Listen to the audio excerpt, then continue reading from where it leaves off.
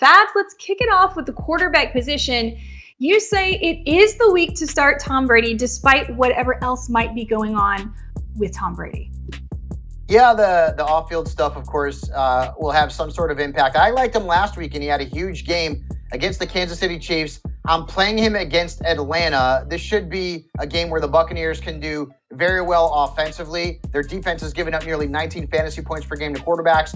Brady averaged over 29 points per game against them last year. So Tom Brady should be back in your good graces. And I like Joe Burrow again. He's had a couple of very good games in a row. Now he's got the Ravens.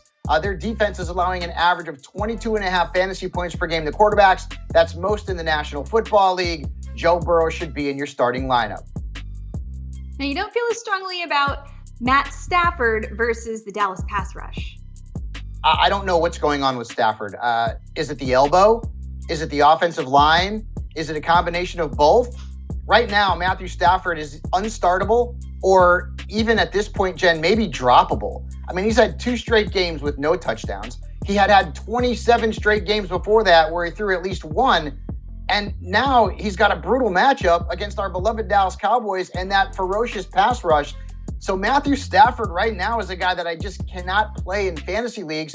Now, the same might not be said for Geno Smith, who's coming off a monster game. He was great last week, but that was the Lions. And Geno, I'm sorry, I still don't believe. I need to see more, and I need to see it against a good defense, and that's what Geno's playing this week, the New Orleans Saints.